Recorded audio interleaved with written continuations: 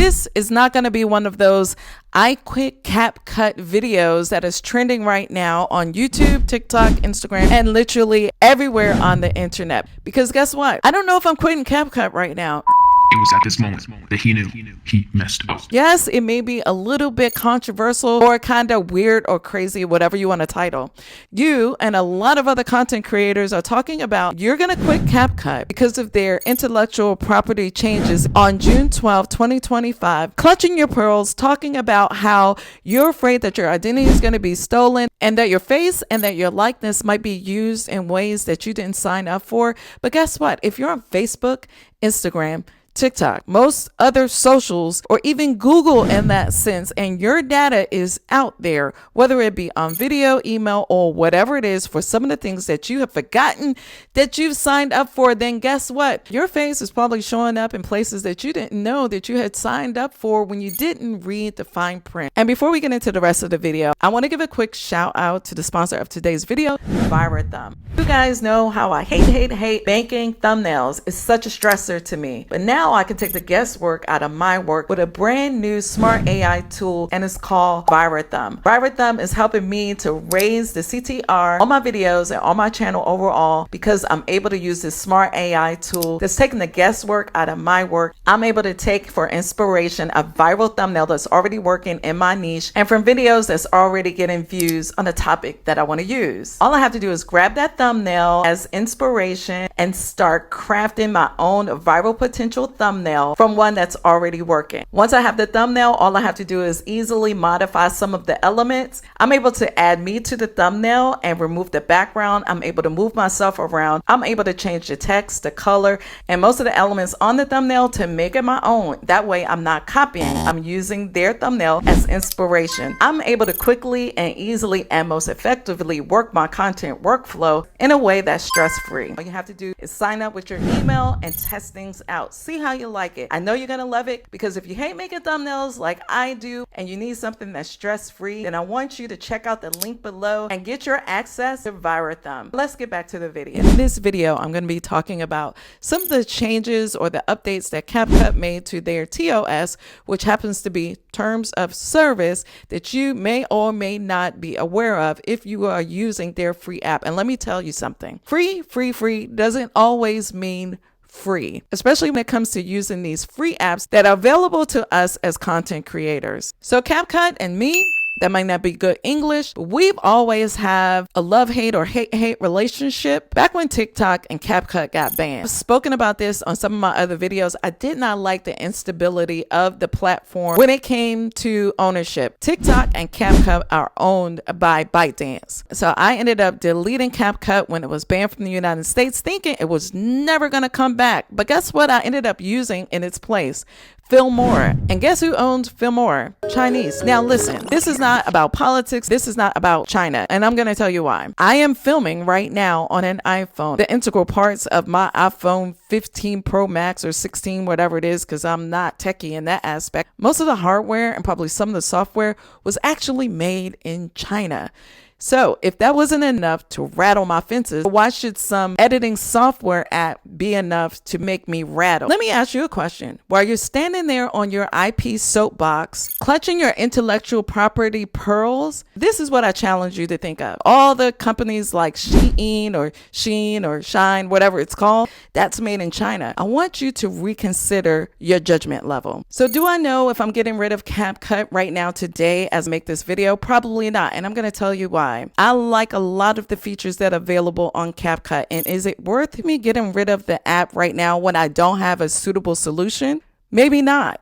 I thought maybe Adobe was a good product that I can use as a replacement, whether it be Final Cut Pro or Premiere Pro, only to find out that they also had on third-party apps and things that they may not have control over. I have Premiere Pro on my phone, and guess what? I didn't like their terms of service, some terms of service issues when it came to intellectual property and them using your likeness or using your information. And when I tried to get out of the app, guess how much they were going to charge me to get off of the app? $69 for early cancellation. So guess what I have? Premiere Pro on my phone. Do I know how to use it? Absolutely not. The whole purpose of me using CapCut was for ease of use. I only downloaded Premiere Pro because I needed a backup for CapCut. So all these editing apps has a lot of drama going on, and I'm kind of over it. CapCut and all the drama from June the 12th, 2025. Instead of you taking my advice about it, or Kevin Colby or any 50,000 other people who are talking about this topic on YouTube, I suggest you go read it and learn it for yourself. I downloaded Riverside after looking up their terms of service.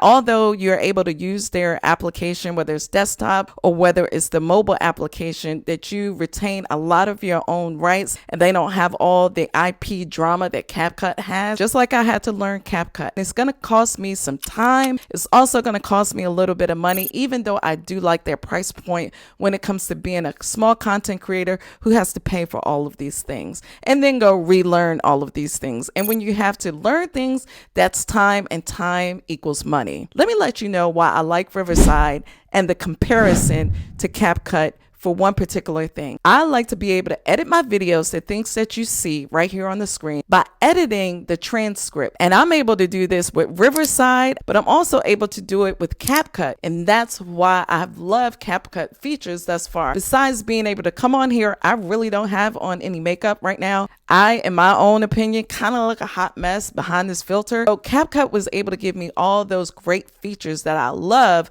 on the facial retouch tool. CapCut has been a great tool for me to use. A lot of content creators have a lot of tutorials, and CapCut in general has been the bomb. Now here's Canva. I started out using Canva, and if you want to move from CapCut, I suggest you use Canva. I started out in Canva, and Canva was great as a beginner tool as a small content creator. The learning curve was short because before that, I used to use iMovie. Now, I've used things like InShot, but InShot doesn't have all the features of editing that I like. Now, listen, I am a content creator who needs editing. Do you want to know why? Because I can't talk real well when it comes to coming off the cuff, and I don't like always reading from a teleprompter, even though CapCut has a great teleprompter that Riverside doesn't have. And if Riverside, if you do have a teleprompter, holla at a girl. Let me know. Let me use your product for free. Let me be an ambassador. Let me use your tool, and then let me see if I like it, and maybe I can offer it to my 30,000 subscribers. So that is one of the reasons why I was using CapCut. Now, is there a teleprompter feature in Canva?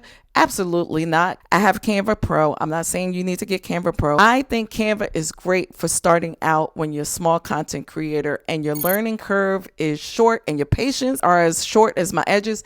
I think you should use Canva for doing your videos. Maybe you didn't know you can use Canva to do your videos. Maybe you were still only using Canva to do thumbnails. Well, I'm here to tell you, you can use another solution or a backup to using CapCut that I talked about early is Filmora. It's owned by Wondershare, and Wondershare is, unfortunately, it's out of China. So use it at your own risk. Don't take my advice for it. You need to do what's best for you, your channel, your safety, and your property. Not to mention your online persona. Now, speaking of online persona, a lot of you all were talking about and being Mr. Judgy much about people who are using CapCut. You were calling it trash. You were saying that's why you're an amateur content creator, and throwing shade at all of us who were using that software. Let me talk to you about Facebook and Instagram, Mr. Judgy much. Facebook and Instagram was doing the exact same thing, but let me tell you what they were doing. They were doing it covertly. You know the difference between overt and covert. Facebook and Instagram was shady and was using people's biometric data without letting them know. Yes, it was happening. And guess what happened? Mark and his friends, they got sued and they got held liable for using people's biometric data without disclosing the app when people went to go sign up. So if you thought you were clear and free and you were privacy protected, but you're on Facebook and Instagram or LinkedIn because you're so professional, then guess what, Steve or Amy, you too and your privacy were at risk of being leaked out to the ether. So welcome to the club. Here's my opinion on privacy and safety when it comes to being on socials or any of the streaming platforms like YouTube. Educate yourself as much as possible. Protect yourself at the level that you feel like it's necessary for you and your family. And lastly, always be aware of the changes that are always happening. Some of the things that we're complaining about from June 12th were already in place before then. So make sure you always know the facts, because the facts will keep you from failing.